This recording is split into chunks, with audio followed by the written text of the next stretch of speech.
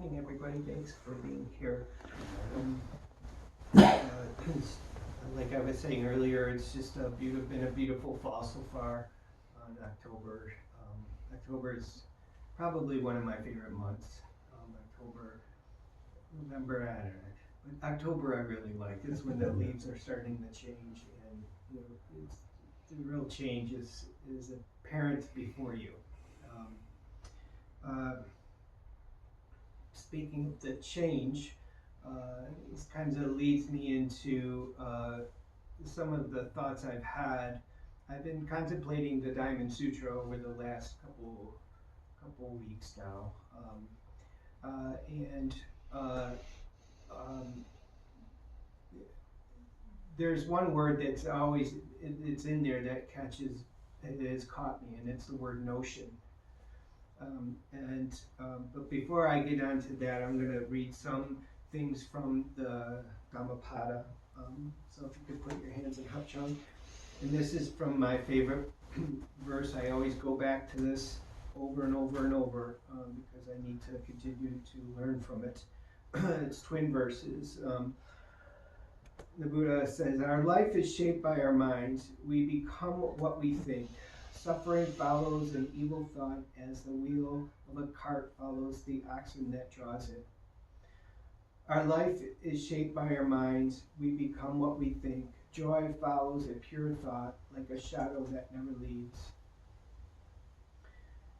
He was angry with me. She attacked me. He defeated me. She robbed me. Those who dwell on such thoughts will never be free from hatred. She was angry with me. He attacked me. She defeated me. He robbed me. Those who do not dwell on such thoughts will surely become free of hatred. For hatred can never put an end to hatred. Love alone can. And this is the unalterable law. And I'll end the reading here. I must have read this countless times over my practice over the years, and I keep going back because it's a continual reminder to myself of I am a thinker. I overthink things a lot.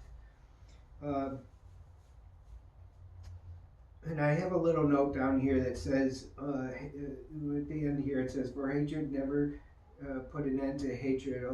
Love alone can. This is the unalterable law. And I have the note here. It says towards self and towards others. So it's both towards yourself and towards others. And this is where it kind of folds into my idea of the Diamond Sutra. There's specific parts where the Buddha talks about ideas, of concepts, of are we those concepts that we perceive, or is it kind of beyond that? So I will just ask, when we were driving here in our cars, were we thinking on the way here, I am such a good driver that I made it safely, right? And obviously the answer is no. You were probably paying attention to the road or listening to the music, and right. But the point is that it's inherent in the action that it is that we do, right? So obviously you're a good driver. You got here safely, right? And there is in the notion. There's this word in that sutra that has the word notion, and I looked up this word because it had been sticking with me for a few weeks now. And that notion is a general understanding, vague or imperfect conception or idea of something, right? And therein lies the hook for us. Because we get hooked in these ideas or notions of our world around us. And even during the time of the Buddha, this was something that people struggled with, was this the mind's continually sticking to these ideas, concepts, and notions that we have.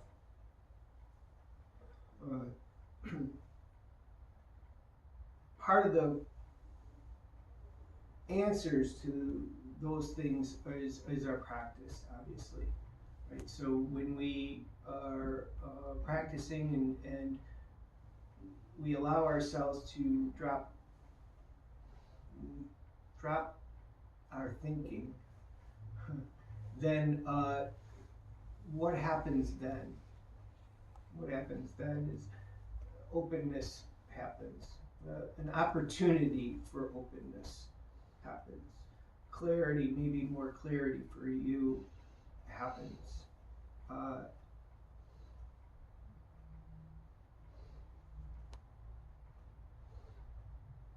I can't think of a more difficult thing to deal with than the thought. I can't think of a more difficult thing to deal with than the thought. That's a thought, huh? Right? It just goes around and around. But it's true. It can lead us to so many great things, and it can lead us to so many mistakes that we make. Our notions, ideas, and concepts of what's right, what's wrong, what we've heard, what we think of about others. And we see it in our politics, especially nowadays as we're coming up to the election year cycle, and we really can be fed a lot of things to think about and chew on, and then we are moving those to fit our narrative, fit our own concepts, our notions of what is or is not correct for us. But is it true? Is it really true? When we drop it, where do we find ourselves? When we drop it, where do we find ourselves? It's a good question to ask, and it's a good space to be in. I am certainly one that needs to remind myself of that a lot. To be able to sit with it and drop it, just drop it. And what comes along, what happens after that, once it's let go of. Right? Wisdom takes over. Your wise mind takes over. Your first mind comes in and more or less will probably steer you in the right direction. And just listen to that wise mind in silence.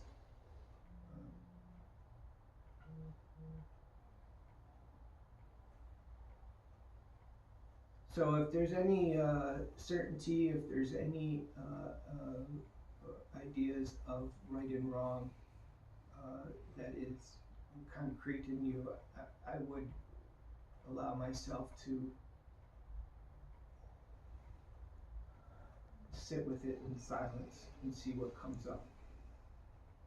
And where will your wisdom bring you from that point? It's not always that easy to do, but it's available for you.